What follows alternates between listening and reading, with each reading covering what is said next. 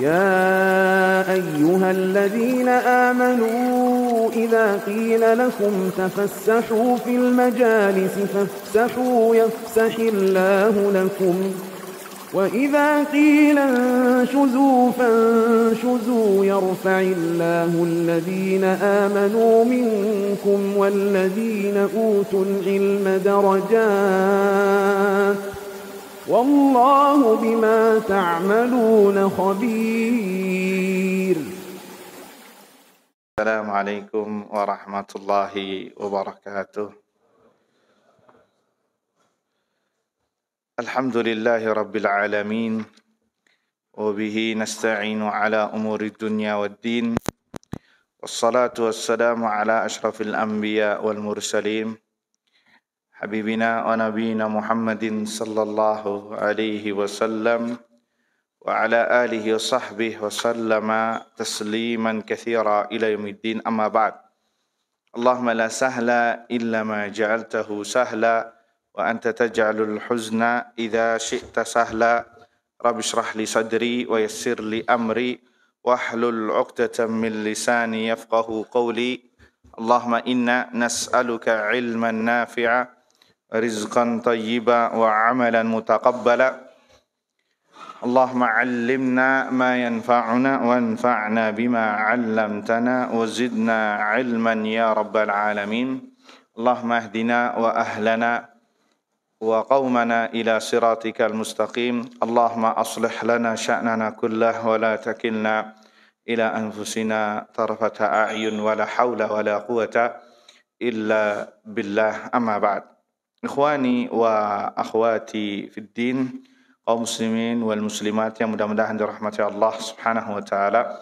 Alhamdulillah, kita panjatkan puji syukur pada Allah Subhanahu wa taala, zat yang telah memberikan kepada kita semua limpahan nikmat dan karunia-Nya, wabil khusus nikmatul iman wa nikmatul Islam, nikmat kesehatan dan kesempatan, sehingga dengan izin Allah Subhanahu wa taala kita bisa berkumpul kembali di salah satu rumah dari rumahnya dalam rangka bertafaqquh fid din, mempelajari ilmu agama Allah Subhanahu wa taala, yang mana ini adalah bagian dari jihad yang tertinggi fi sabilillah, selagi jihad melawan orang kafir belum mencapai fardu ain.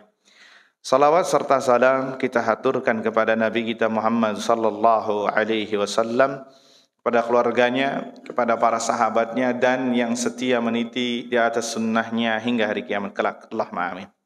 Ikhwani fid din, a'azzani Allah wa iyyakum. Kembali kita membahas kitab Al-Arba'in Nawawiyah. Kitab Arba'in, 40 hadis pilihan yang dihimpun oleh Al-Imam Abu Zakaria An-Nawawi rahimahullahu ta'ala. Sekarang kita memasuki hadis insyaallah yang ke-31. Hadis yang ke-31, dan hadis ini subhanallah cukup fenomenal ya, dari yang tidak asing mudah-mudahan di telinga kita. Namun subhanallah, tatkala kita mengupasnya dengan perkataan para ulama, banyak faedah-faedah yang mudah-mudahan bisa kita terapkan dalam kehidupan kita. Kita bacakan hadisnya terlebih dahulu.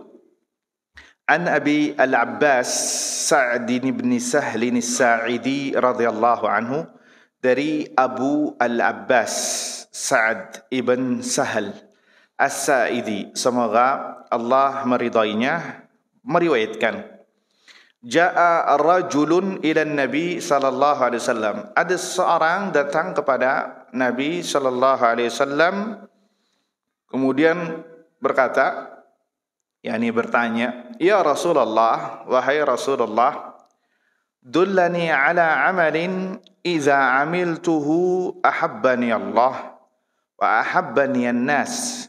Ya Rasulullah, coba kabarkan kepada kepadaku ya, tentang sebuah amalan yang apabila aku amalkan Allah akan mencintaiku, dan begitu juga manusia akan mencintaiku. Ya, apabila aku amalkan, maka Allah akan mencintaiku, begitu juga manusia. Pertanyaan luar biasa ini. Maka kata Nabi sallallahu alaihi wasallam, izhad fid dunya yuhibbukallah. zuhudlah Anda dalam perkara dunia, pasti Allah akan mencintaimu. Wazhad fima 'indan nas yuhibbukan nas. Dan zuhudlah terhadap apa yang dimiliki manusia, pasti manusia akan mencintaimu. Hadis ini hasan, derajatnya hasan, diriwayatkan Ibnu Majah dan yang lainnya dengan sanad yang sahih. Ini menurut Imam Nawawi, tapi kita bawakan juga dari muhaddis Syekh Sa'ad Syithri hafizahullah taala. Beliau mengatakan, karena beliau juga termasuk muhaddis ya, yang memahami hadis, bahwa hadis ini kata beliau diriwayatkan dari Khalid ibn Amr al-Qurashi, yang mana Khalid ibn Amr al-Qurashi kata Imam Ahmad orangnya munkarul hadis. Kalau riwayat yang dibawakan oleh dia ini munkarul hadis. Dan begitu juga Imam Bukhari, Abu Zur'ah dan jamaah lain pernah mengatakan yang senada. Yani ini referensi dari yang lainnya untuk menguatkan. Qad taba'ahu Abu Qatadah al-Harrani, lakin ahlul ilm yaqulun bi annahu qad dallasa hadzal hadis. Hadis ini banyak yang mengaitkan hadisnya mudallas. Mudallas ini di antara hadis-hadis dhaif ya, wa anna riwayatahu ta'udu ila riwayat Khalid ibn Umar Al-Qurashi. Semuanya riwayat-riwayat yang ada ini kembali ke Khalid ibn Umar Al-Qurashi. Ya, sebagian ulama mendhaifkan hadis ini. Tapi kenapa dimasukkan ke Imam Nawawi? Pertama, karena Imam Nawawi menganggapnya hadis ini hadis hasan, dan itu terjadi di dalam penilaian hukum hadis ya. Ada terjadi khilaf. Sebagian ulama mengatakan ini hadisnya dhaif, sebagian ulama mengatakan ini hadisnya hasan, sebagian lagi mengatakan la ini hadisnya sahih. Ya, semuanya berijtihad. Tapi makna dari hadis ini insyaallah hadis maknanya benar. Artinya maknanya tidak ada sampai menyelisihi aturan-aturan koridor syariat yang berlaku. Makanya disarah oleh para ulama. Baik, ikhwani fid din azani Allah wa iyyakum. Ada beberapa faedah yang bisa kita sebutkan. Yang pertama dari rawinya dulu, perawi Abul Abbas, dari Abu Al-Abbas. Abu berarti kalau ada Abu berarti apa ini? Namanya kunyah. Dan boleh seseorang ya menamakan mengkunyahkan dirinya. Kunyah itu diawali dengan Abu kalau laki, kalau perempuan Ummu ya. Kalau anak Ibn, anak ya. Kalau perempuan, anak perempuan Bintun. Enggak apa-apa, dan itu sudah menjadi bahasa Indonesia juga. Bapaknya Ahmad. Iya atau tidak? Mamanya Ahmad, seperti itu. Dan di Arab, bahasa Arab pun demikian. Boleh, dan enggak harus memiliki anak. Naam, kebanyakan kunyah itu dikunyahkan dengan anaknya. Tetapi bagaimana yang belum memiliki anak, boleh enggak berkunyah? Boleh. Seperti siapa? Ibunda kita Aisyah radhiyallahu anha, beliau memiliki kunyah. Apa kunyahnya? Ummu Abdillah, Ibu Abdullah. Ya, ibunya hamba Allah. Enggak masalah. Atau dinisbatkan kepada misalkan nama hewan peliharaannya. Seperti siapa? Abu Hurairah. Ya, Hurairah artinya kucing.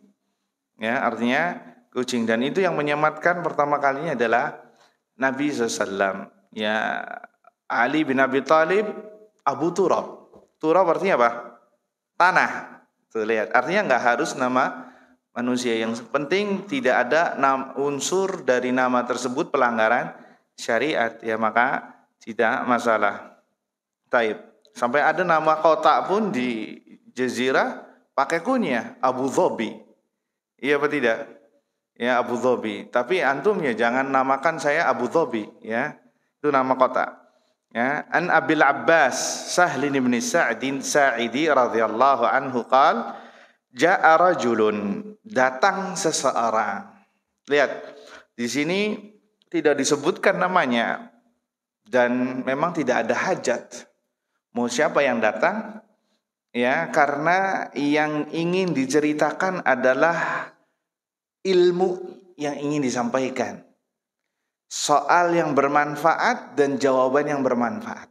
Makanya para perawi hadis tidak memikirkan siapa yang datang, karena ini buang waktu. Nggak ada masalah, nggak ada. Dengan kita mengetahui namanya, kita tidak tidak sampai merubah hukum. Ya, maka ini penting bagi kita untuk kita ketahui. Ya, jadi kenapa tidak disebutkan? Karena tidak memberikan manfaat. Kecuali kalau kasusnya adalah kasus individual. Kasus individual yang mana harus kita ketahui siapakah orang di kasus tersebut, di permasalahan tersebut. Maka boleh kita mengetahuinya, seperti contohnya hadis Aisyah radhiyallahu taala anha ketika haji bersama Nabi SAW. Ya, ketika haji bersama Nabi SAW di tahun terakhir, karena Nabi hajinya sekali, ya, di tahun terakhir tanggal 10 Hijriah, para sahabat itu ketika beliau ingin umroh ternyata haid Aisyah ini radhiyallahu anha, akhirnya nangis. Ya, nangis. Kenapa? Enggak bisa umroh. Akhirnya sama Nabi ditenangkan. Inna hadza qad katabahu ala banati Adam. Sesungguhnya ini sudah ditakdirkan untuk para perempuan manusia, anak Adam. Ya, ditenangkan. Akhirnya beliau cuman bisa mendapatkan haji dan umroh dalam satu nusuk. Ketika mau pulang, ini banyak dibahas di manasik ya, tapi tidak masalah karena ada satu kepentingan. Ketika mau pulang, Aisyah merengek, "Ya Rasulullah, semua manusia pulang dengan membawa pahala umroh dan haji. Kalau saya masa haji doang?" Maka kata Nabi, "Itu sudah cukup bagimu, wahai Aisyah." Ngerengek. Akhirnya apa? Aisyah minta umroh sebelum balik ke Madinah. Minta umroh untuk keluar dari tanah haram, ngambil mikot yang terdekat, bukan mikot, tanah halal yang terdekat, ya. Karena kalau orang Mekah itu kalau ingin umroh keluar dulu dari tanah haram, tanah halal, kemudian dia ambil ihram, kemudian masuk lagi. Nah, akhirnya di awal nggak dikabulin sama Nabi SAW, ya. Tapi kena Aisyah merengek, ya sudah deh. Kalau nanti mau ambil mahramnya, yaitu Abdurrahman bin Abu Bakar, kemudian diantar ke Tan'im yang sekarang ada namanya Masjid Aisyah, ya, di Makkah. Ya, kemudian beliau di situ umroh. Nah, kata para ulama, ini adalah kasus personal, bukan untuk umat Nabi SAW. Kenapa? Karena sejatinya satu kali safar itu satu kali umroh. Ya, satu kali safar antum dari Bogor langsung ke Mekah itu dihitung satu safar sampai balik lagi. Makanya tidak baik, bukan bagian dari sunnah kalau orang dalam satu safar sampai 2-3 kali umroh. Karena sunnahnya hanya satu kali. Lihat, Nabi ketika mengabulkan permintaan Aisyah, Nabinya umroh enggak? Enggak. Kemudian Abdurrahman yang menemani Aisyah, Abdurrahmannya umroh enggak? Enggak. Yang umroh cuman Aisyah. Ini menunjukkan, kata para ulama, bahwasannya sunnahnya itu satu kali safar, satu kali umroh. Walaupun na'am ini ada khilaf di perbedaan para ulama, cuman yang lebih mendekati kebenaran dari hadis-hadis yang ada, satu safar, satu kali umroh. Ya Ustaz, kan kita kan jauh dari Indonesia, belum tentu kita bisa ke Mekah lagi. Ya jauhan mana? Madinah, Mekah 7 hari perjalanan dengan antum 10 jam. Nah, jauhan mana? Kalau pendapat itu yang antum ambil, justru Nabi yang berhak untuk bisa umroh berkali-kali ketika di Mekah, karena perjalanan 7 hari. Pakai onta, pakai keledai. Mekah Madinah itu sekitaran 370 kilo. kalau kita tarik misal di Pulau Jawa seperti Jakarta ke Solo, dia bayangkan jalan kaki loh, atau pakai onta 7 hari atau 6 hari. Aturan kalau kayak gitu Nabi juga bisa umroh berkali-kali, tapi cukup sekali saja. Menunjukkan bahwasanya sunnahnya itu sekali. Ini contoh kasus personal, maka boleh kita sebutkan siapa yang meminta, Aisyah. Tapi kalau ini bukan kasus personal, makanya disebutkan datanglah seseorang, ada seseorang yang datang kepada Nabi sallallahu alaihi wasallam, ya. Ya Rasulullah, dullani ala amalin idza amiltuhu ahabbani Allah wa ahabbani an-nas. Wahai Rasulullah, kabarkan kepadaku sebuah amalan yang apabila aku amalkan Allah akan mencintaiku dan manusia pun juga mencintaiku. Ini subhanallah ayyuhal ikhwah. Ya, ini seorang ini datang dengan pertanyaan yang luar biasa.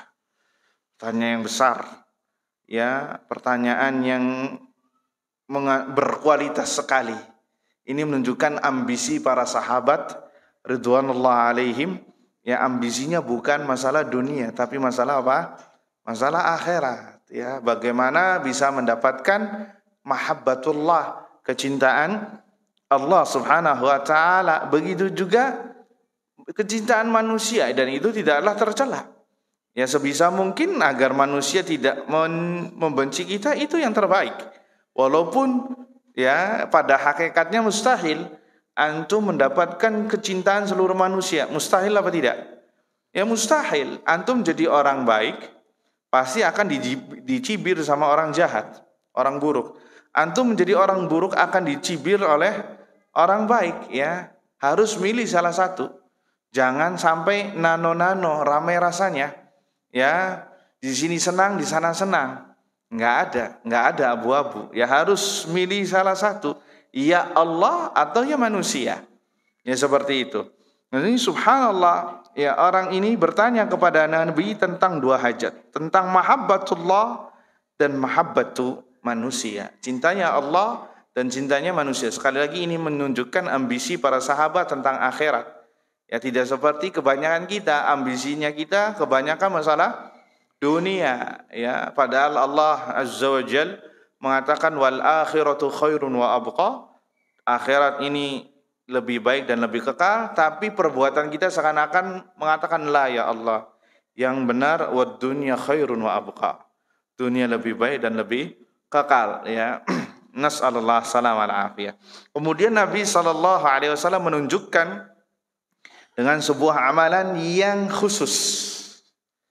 Ya, dan ini subhanallah. Kata Nabi SAW, izhad fid dunya. Zuhudlah Anda dalam perkara dunia. Apa maksudnya? Jangan sampai mengikat hati Anda dengan perkara dunia. Ya. Jangan sampai Anda terikat, tergantung, kebergantungan kepada dunia. Itu maksudnya zuhud. Zuhud adalah sebagaimana perkataan para ulama, tarku ma la yanfa'u fid dunya. Meninggalkan sesuatu yang tidak mendatangkan manfaat dalam perkara duniamu. Itu zuhud.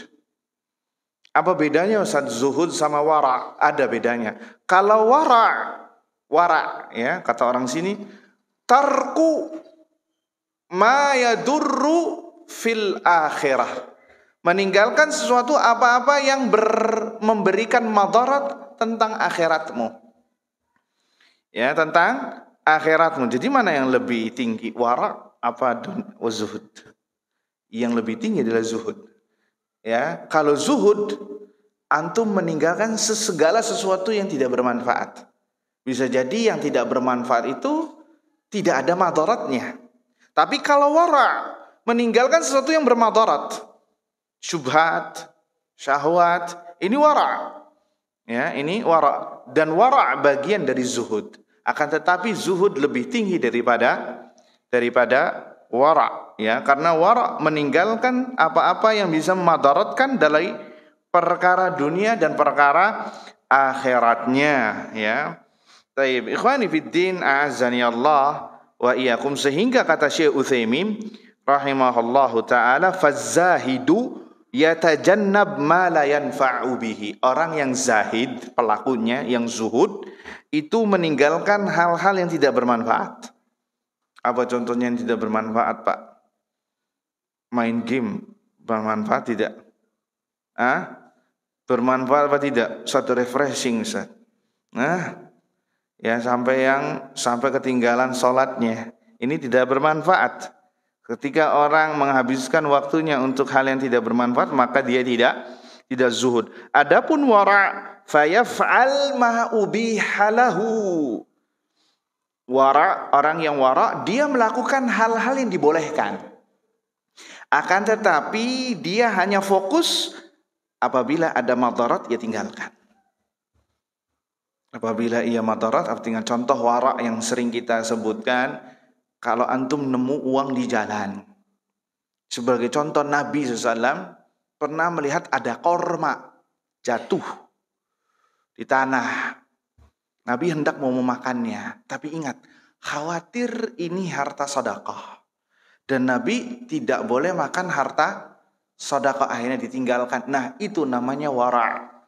Takut akhirnya Nabi melakukan hal yang haram, yaitu makan harta sedekah. Padahal belum tahu.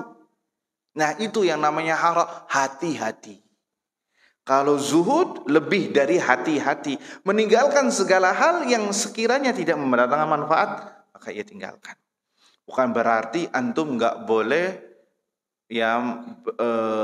mencari dunia. Mencari dunia masih itu sesuatu yang masih kita perlukan selagi kita masih hidup di dunia. Tetapi hal-hal yang tidak bermanfaat ia tinggalkan. Sebagian orang sampai kebablasan, Pak. Ya, sampai ada yang nggak mau naik mobil. Kenapa? Karena zuhud. Sampai ada orang nggak pakai pakaian yang baik, compang-camping. Kenapa? Karena zuhud. Ini zuhud menurut versinya orang-orang sufi. Ini salah. Ini nggak benar. Ya, insya Allah mungkin di zaman sahabat kalau ada mobil maka para sahabat menggunakan mobil. Ya, kenapa? Justru dengan adanya mobil, antum bisa silaturahmi, bermanfaat tidak? Ya, mendekatkan yang jauh dengan adanya transportasi sekarang, bermanfaat tidak? Bermanfaat. Coba antum bayangkan dari Bogor ke Jakarta jalan kaki. Berapa lama itu waktu yang terbuang? Banyak. Nah, segala sesuatu yang bermanfaat maka ambil, yang tidak bermanfaat maka itu yang namanya zuhud. Nabi sendiri yang mengatakan, ihris ala ma yanfa'uk. Antusiaslah, bersemangatlah terhadap hal-hal yang bermanfaat. Artinya yang tidak bermanfaat maka berusaha untuk tinggalkan. Ikhwani fiddin, azani Allah wa yakum. Maka kata Nabi SAW, izhad fid dunya. Zuhudlah anda dalam perkara dunia. Yuhibbukallah. Pasti Allah akan mencintaimu. Ya, di dunia ini kenapa dinamakan dunia? Dunia yakni sekarang kita fase dunia sekarang.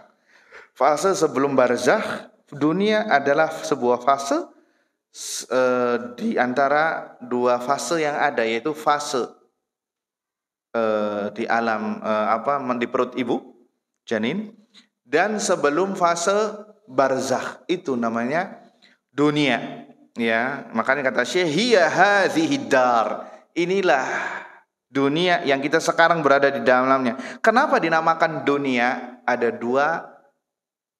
dua sisi. Ini Masya Allah. Ini Syekh Utsaimin rahimahullah. Beliau ini selain fikih ya, dia ilmunya luas. Beliau juga ahli bahasa. Jadi sampai dijabarkan ya, Masya Allah. Dinamakan dunia karena dua hal. Yang pertama, dunia fi zaman. Karena faktor waktu. Waktunya dekat dengan kita. Dunia itu dari kata dana, ya dani. Dunia artinya yang rendah. Itu dunia. Ya. Yang kedua, karena dunia fil martabah. Karena kedudukannya dunia rendah. Karena yang tertinggi mana? Akhirat. Ya. Yang tertinggi adalah akhirat. Karena dunia akan punah. Makanya dikatakan dunia hina. Ya, sehingga orang yang mencari obsesinya dunia pasti dia akan terhina. Karena karakteristik dunia menghinakan.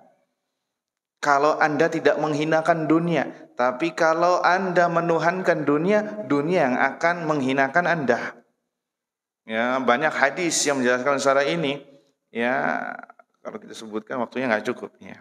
Taib ikhwani fid din azani Allah wa iyyakum. Makanya kata Syekh Utsaimin, fahiya dunya fi zaman li'annaha qabla al-akhirah. Kenapa dunia dari sisi waktu? Karena dia kita sekarang berada di waktu tersebut, dekat dengan kita sebelum akhirat.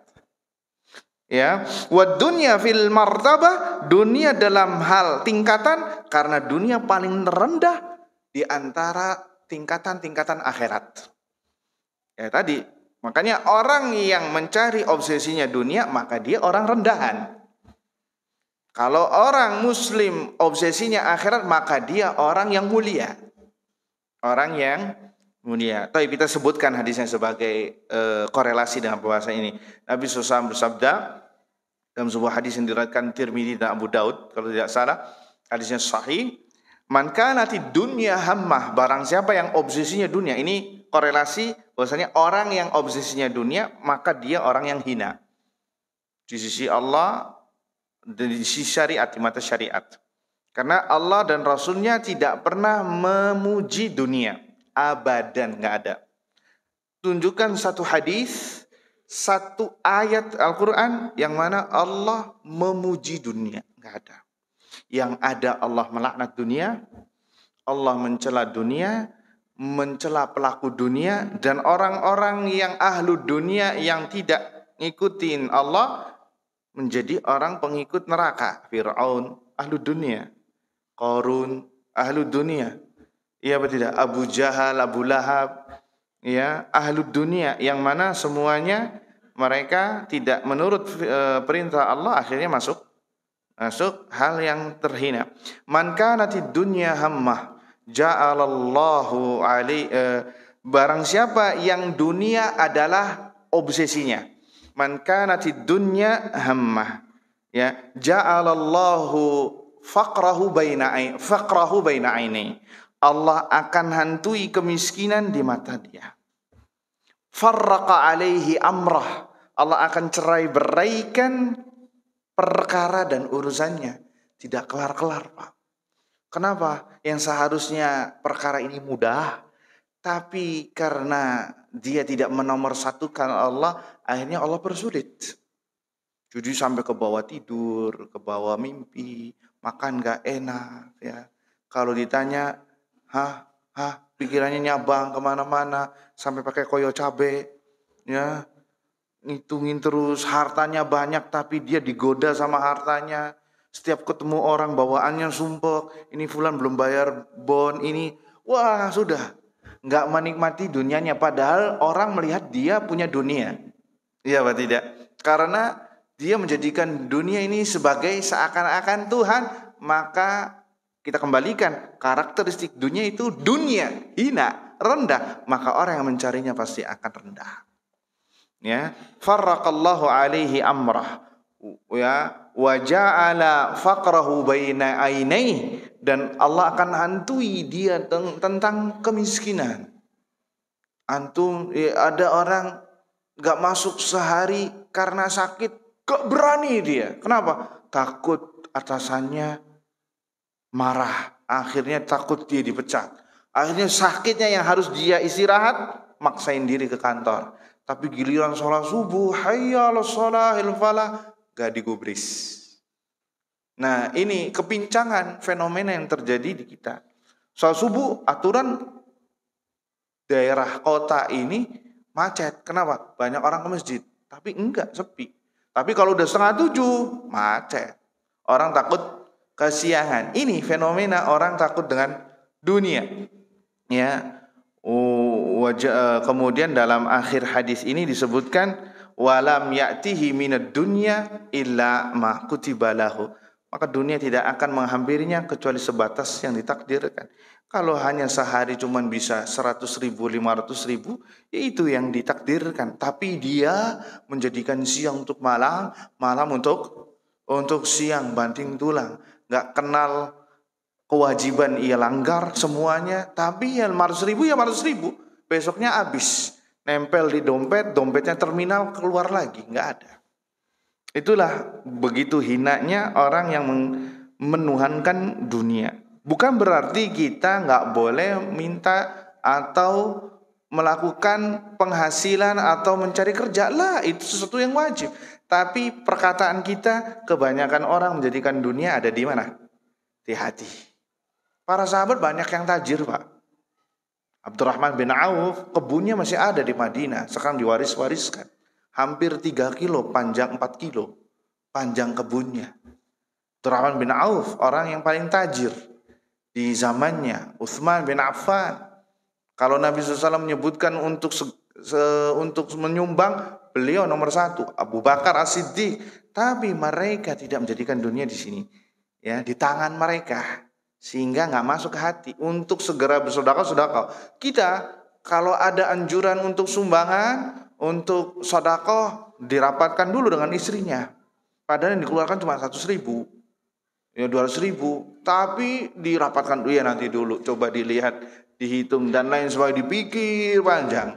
Ya, nasallallahu salamata wal afiyah. Ikhwani fiddin azani Allah yakum. Menunjukkan dunia itu rendah banyak sekali sebenarnya, ikhwah, dari hadis-hadis Nabi. Sebagai contoh, Nabi SAW mengatakan tentang 2 rakaat sebelum subuh. Raka'atal fajri khairun minad dunya wa ma fiha. 2 rakaat sebelum subuh itu lebih baik daripada dunia dan seisinya. Ini luar biasa nih, Pak. Tapi kebanyakan kita masih kurang ngeh sama hadis ini. Kurang di hati. Antum kalau kecurian, kehilangan uang 1 juta, mungkin gak mau makan, tidur gak enak. Tapi kalau 2 rakaat subuh yang kata Nabi khairun minad dunya wa ma fiha, lebih baik dari dunia dan seisinya, biasa aja. Coba nanti besok, nanti besok. Wafil akhir mati. Ya, lihat, lebih baik daripada dunia seisinya dengan 2 rakaat belum subuh. Ini menunjukkan kita masih lebih senang terhadap perkara dunia ketimbang perkara-perkara akhirat. Coba kalau di masjid ini, Pak, ya, di Istiqomah diumumkan siapa yang sholat subuh di rakaat pertama atau di shol pertama dapat 500 ribu. Ana yakin ini gak bakal pernah kosong masjidnya. Iya apa tidak? Karena apa? Ada embel-embel dunianya. Ya seperti itu. Ya, ada embel-embel dunianya, rame pasti. Kaum muslimin pasti rame. Kenapa? Karena ada unsur dunianya. Nas'alullah sama. Itulah kelemahan kita. Ayuhal ikhwah, kita masih terpaut terhadap perkara dunia. Kemudian, ya, sebagai contoh lagi, hadis Nabi SAW, hadis diriwayatkan Bukhari, la mawdi'u sauti ahadikum fil jannah khairun minad dunya wa ma fiha. Sungguh tempat cemeti kalian di surga itu lebih baik daripada dunia dan seisinya. Ya, bahkan ada riwayat mengatakan perbandingan kenikmatan dunia dengan kenikmatan akhirat ibarat jarum, atau lain di dalam riwayat disebutkan jari yang dicelupkan di tengah samudra kemudian dikeluarkan. Ya, kira-kira samudranya berkurang enggak? Enggak. Itulah perbandingan dunia dengan akhirat. Jadi sungguh, Pak, sangat merugi sekali kalau kita hanya sebatas dunia saja. Ya, sekali lagi, kita bukan berbicara kita nggak boleh mencari dunia lah. Selagi kita masih hidup, kita diperintahkan untuk cari dunia. Ya, sebagaimana perkataan Syekhul Islam Ibnu Taimiyah, ya, ini barometernya. Ad-dunya kal mirhad. Ya, nahtaju ilaihi wa la nuhibbuhu. Dunia itu bagaikan, maaf ya, bagaikan WC. Kita butuh kepadanya, tapi kita nggak cinta. Ada nggak ceritanya orang yang cinta sama WC? Ya, orang gila namanya. Ya, nggak ada. Tapi semua orang pasti ke WC. Iya apa tidak? Itulah kedudukan kita terhadap dunia. Ya, jadi Kalau ada orang yang ngomong-ngomong, udah tinggalkan dunia, ini orang gila. Kenapa? Pasti dia punya tanggungan. Dia harus bekerja, harus punya usaha, harus punya ini. Ini adalah suatu kewajiban. Yang kita bahas sekali lagi, zuhud fid dunya artinya segala sesuatu yang tidak memiliki manfaat, maka itu tinggalkan. Tapi kita beri sebentar untuk mendengarkan azan kumandang isya.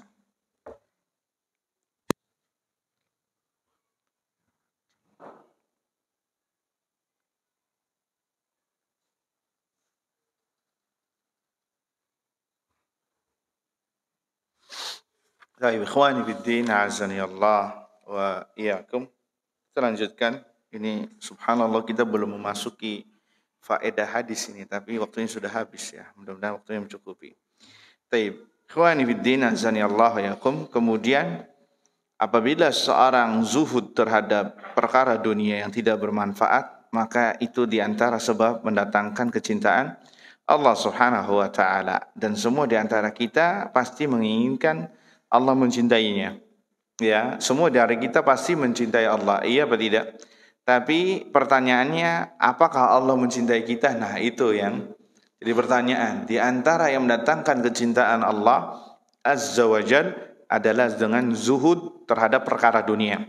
Kemudian penggalan hadis berikutnya, ini disebutkan Nabi SAW, wazhad fima indan nas yuhibbukan nas. Zuhudlah terhadap apa yang dimiliki manusia, pasti manusia akan mencintaimu.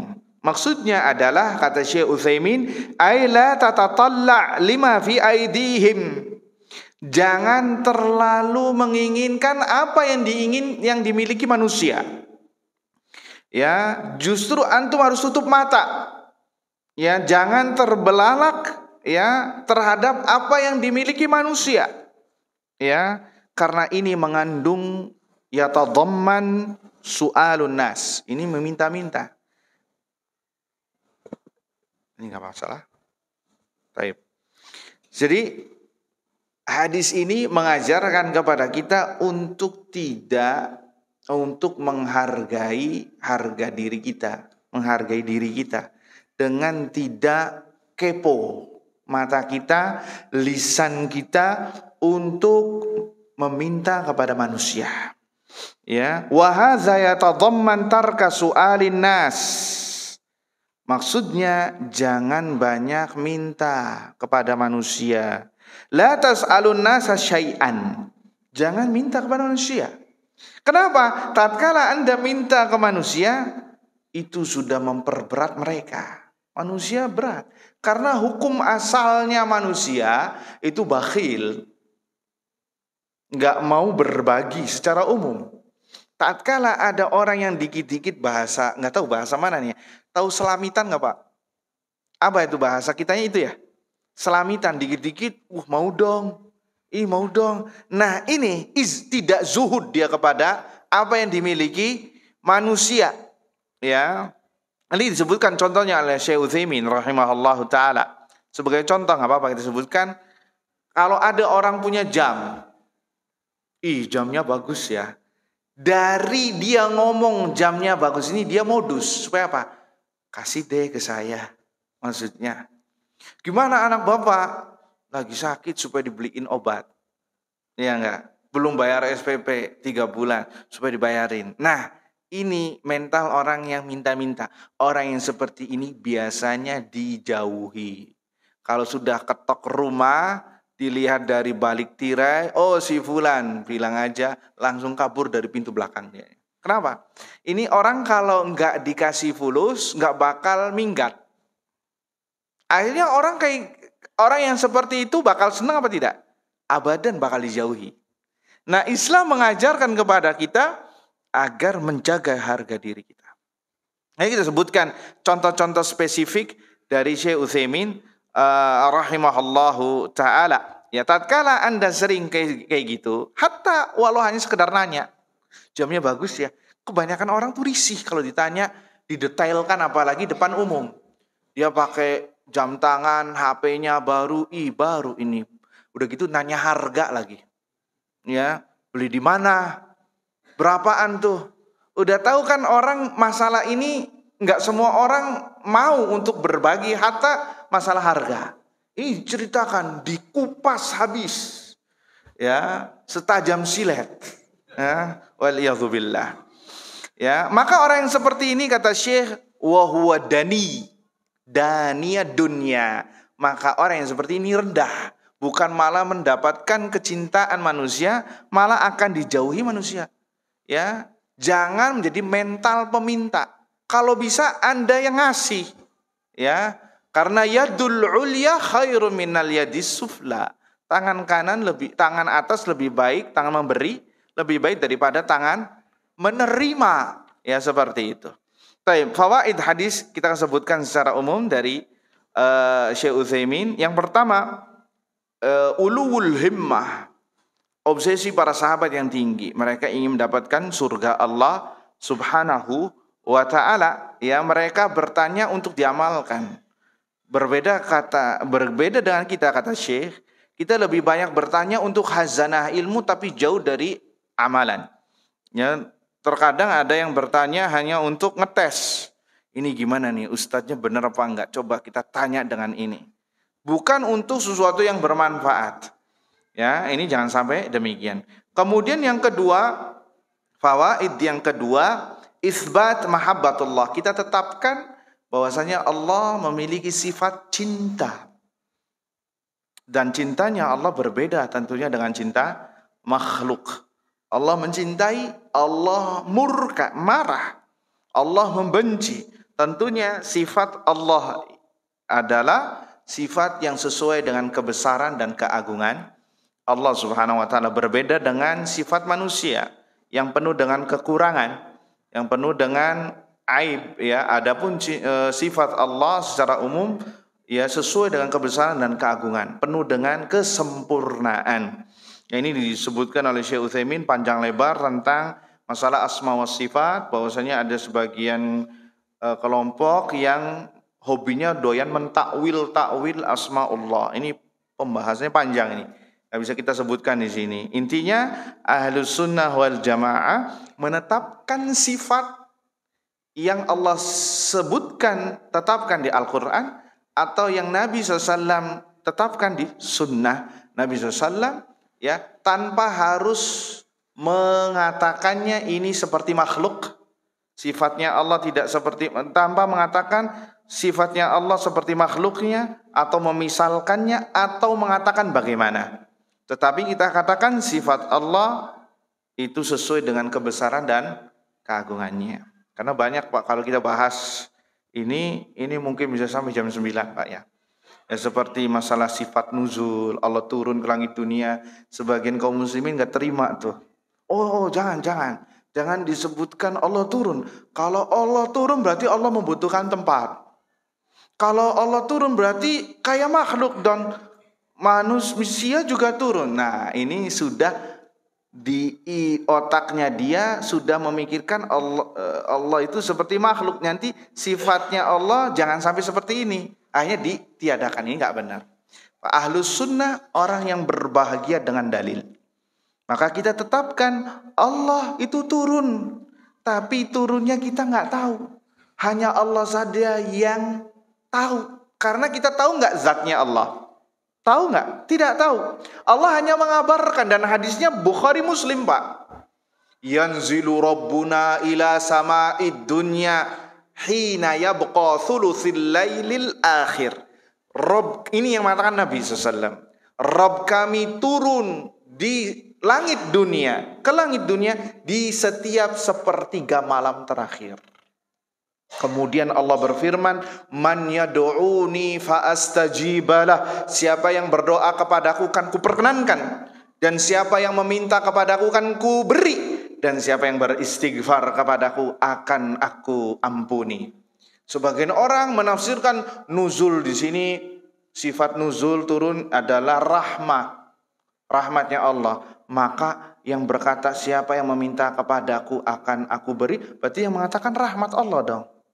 Ya, ini syirik kalau kita berdoa kepada rahmat. Terus rahmatnya Allah turun hanya sampai langit dunia saja, gak sampai ke bumi. Ya, ini gak benar. Tapi kita katakan Allah turun dan turunnya Allah sesuai kebesaran dan keagungan. Sudah titik, nggak usah kemana-mana. Ya, karena kalau kita membayangkan itu semua kita nggak bakal mampu. Karena ini adalah hal yang gaib, yang mana Allah mengatakan tentang orang-orang mukmin wa yu'minuna bil ghaib, yang mana kaum mukminin mereka beriman kepada gaib. Tidak semuanya harus kita hukumi dengan akal kita. Bahkan justru akal kita harus manut, tunduk dan patuh terhadap dalil. Ya, terhadap dalil yang ada. Taib ikhwani fiddin azani Allah wa iyyakum. Kemudian yang ketiga bahwasannya annal insan, terus faedah yang ketiga, la haraj alaihi an yatluba mahabbatan nas. Tidak masalah seseorang menginginkan agar manusia cinta kepadanya, dan itu enggak tercela. Karena Islam menyuruh kita untuk hablum minan nasnya itu harus bagus. Iya apa tidak? Ya, tidak hanya hablum minallah ini nomor satu, hablum minan nasnya juga harus bagus. Berapa banyak orang yang agamanya baik, dalam hal ini dia ibadahnya luar biasa, tapi perilaku sesama manusianya buruk. Ini juga pincang.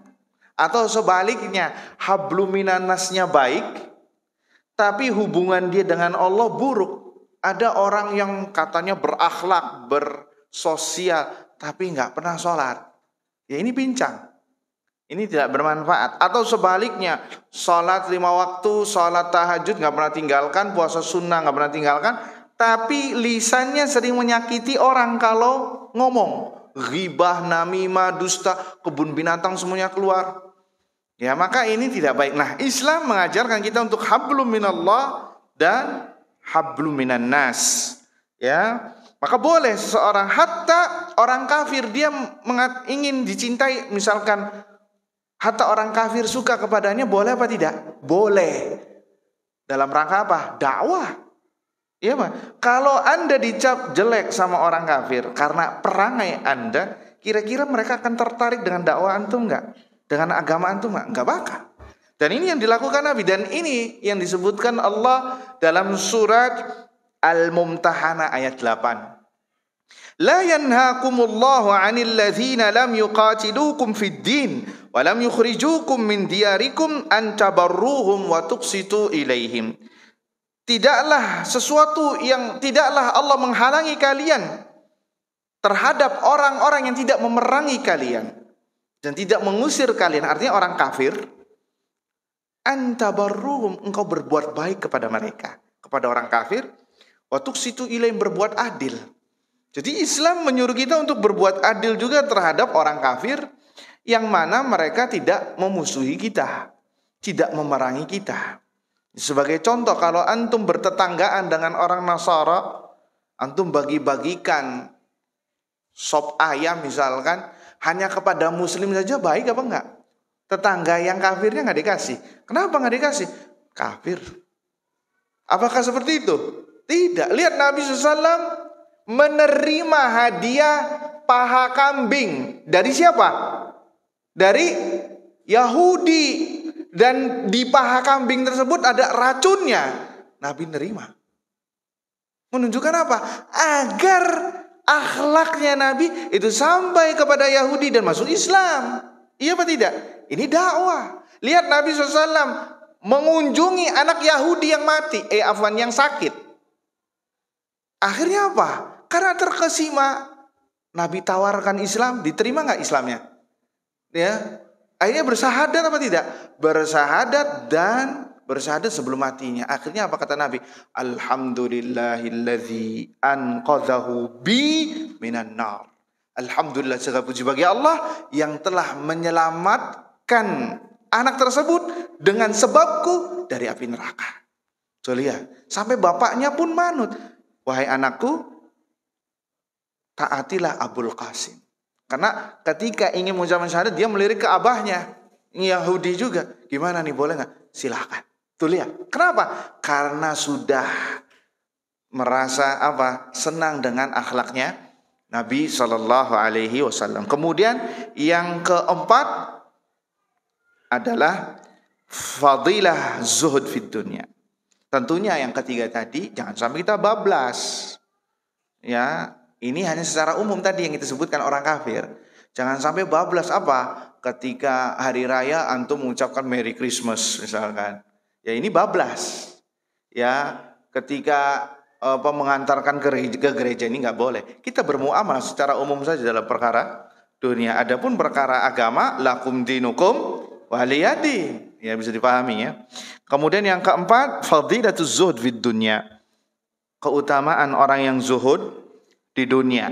Ya tadi disebutkan bahwasannya zuhud adalah meninggalkan sesuatu yang tidak bermanfaat. Bukan berarti antum nggak boleh punya mobil yang mewah, nggak boleh punya rumah yang besar, nggak boleh memakai pakaian yang rapi, yang bersih, yang bagus, sendal, sepatu yang bagus.